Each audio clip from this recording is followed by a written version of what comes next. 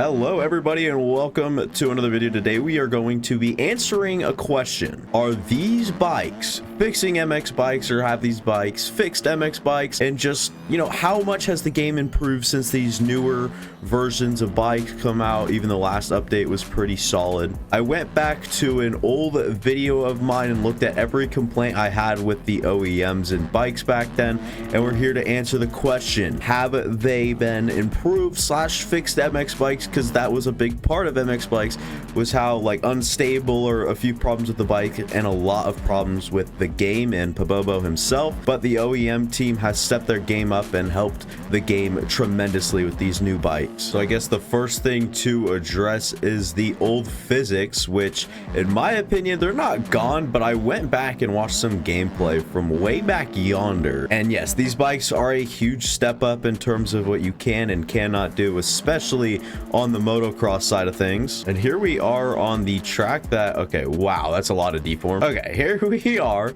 on the track that I had all the complaints about and the one that I watched a little bit of the gameplay on. And honestly, we have a longer list to go over here, and a lot of it applies to motocross in this track and just what these bikes can do compared to the old ones. So back in the day, this was like 7 months ago when I made the video complaining about all this stuff, and front tucks were an issue. I'm not gonna lie, there was a lot of front tucks going around, everything like that. Like if you exited a corner rung like right there, probably would have front tucked. There's just so much more, and you can really maximize the way you play the game now because your front, like my front probably would have tucked right there too. And it also improved with me, you know, improving at the game, like you kind of minimizing the physics because you maneuver around them so much. But yeah, front tucks used to be a B word, and so was that death rut, which that hasn't changed because Pabobo is amazing. But you guys get what I'm saying? Like front tucks was a very common occurrence, and now I'm like not trying to, but I'm doing a lot of the same stuff that I saw in the video, and not a whole lot of front tucking, not a whole lot of cautious activity, and it's kind of working out. Honestly, I like the way that it feels. I'm gonna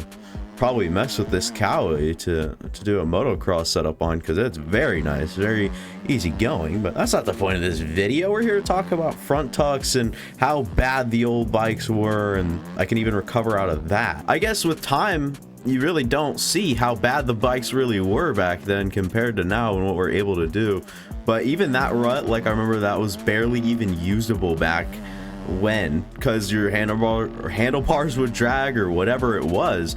I don't know, I feel like there's a lot of improvement right now with the game, and I feel a lot happier knowing what we used to have versus what we currently have. And the traction that used to be a thing, which is still kind of an issue. I'm on the 450 every here and there now, and honestly that was kind of depressing.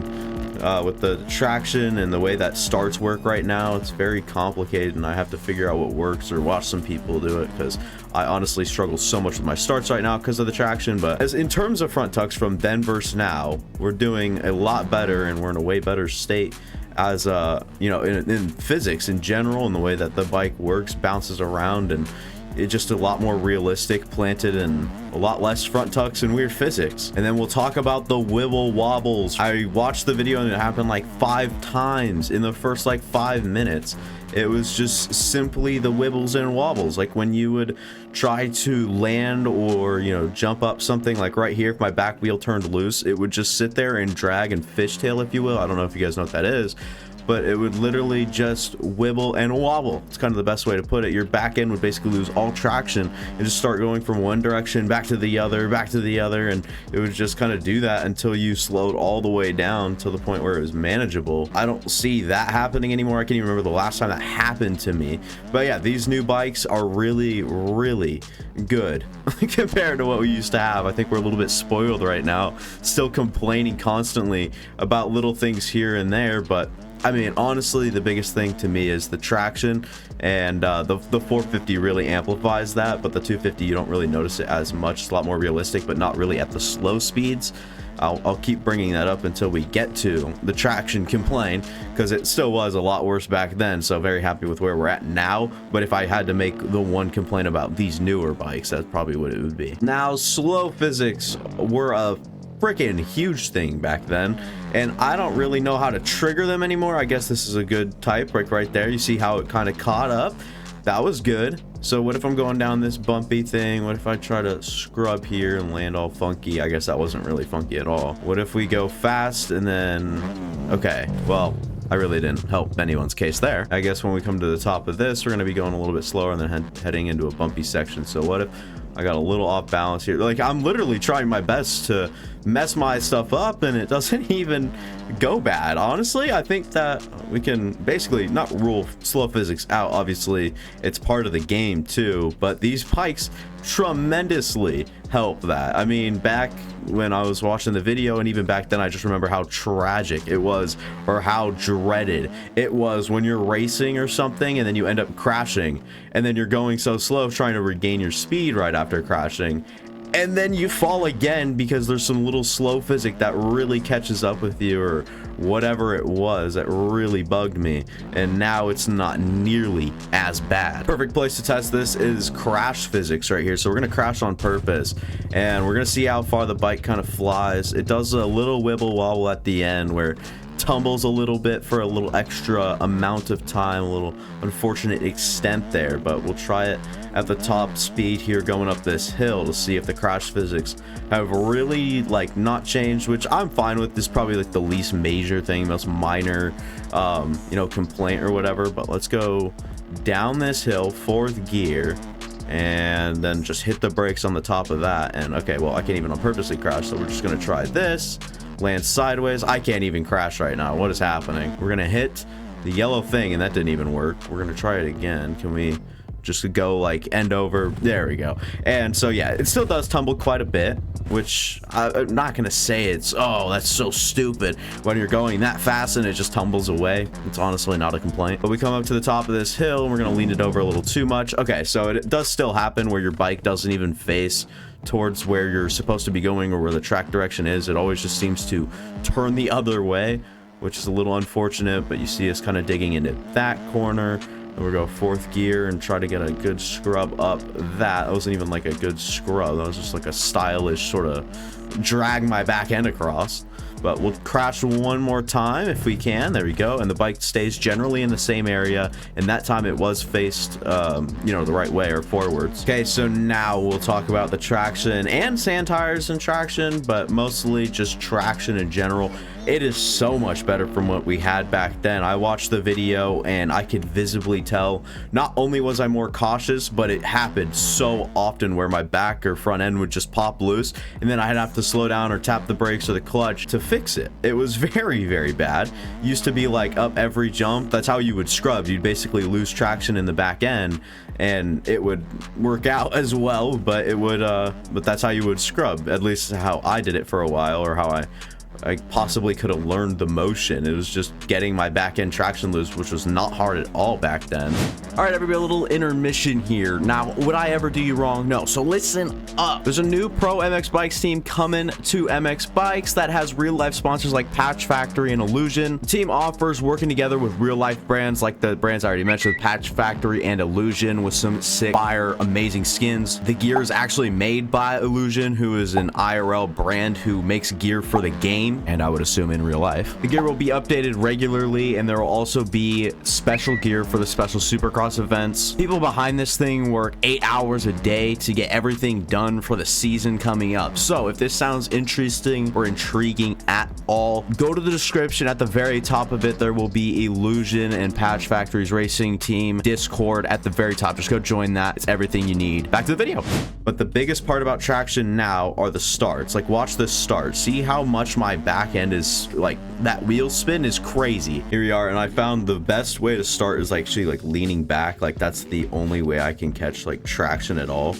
And so that's kind of how I've been starting. But when we go like this, watch this, as we'll lean forward. This is the old way of starting, and this is the 450. I guess it wasn't nearly as bad there. You can't really tell as much, but we'll try somewhere else. Top of this, it makes sense because you guys can really see the difference in speed. So we're gonna go 2nd gear, and we're just really loose. Do you see how the back wheel even comes a little undone there? Like, this is the 450 and the traction, there is a little something to complain about. Like if we come up to this and then just like step on it, see how like the back end kind of steps out, and I didn't help it at all by trying to at least like turn, but just trying to give you guys an idea of what we have now. But what we had back then, especially even on the 250, it was rough. And this is, by the way, a totally stock 450, so the traction might be a little amplified, even though we are still using the 120 back tire. I do love this line on the 450 just because it is, and you could even step up even further now. This track was so fun back in the day. I remember when this track pack came out, I probably play this one the most, and would say that this is probably my favorite. It was just always such a fun one. And 450 Supercross has been a lot easier, but now I'm trying the 450 Outdoors. It is actually a lot harder because timing and everything like that's a lot different, and with what you got to do. Last little thing to hit on from then versus now on our little bike problems we had. Back then it was all this bike, I mean, which is ironic I'm using it, the Yamaha 450. Every other 450 was just overshadowed by this bad boy. Everyone loved this bike. Everyone used this bike. There was no other 450 even in the pro lobbies or any lobby in that sense. Everyone just saw everyone using it, and all the other 450s were dog shit compared to this bike, the 450 class. So I don't think that's still the case. I think there's a lot more usable bikes. I've heard the Cowie, the KTM, I think even the Suzuki is pretty good, just a little underpowered.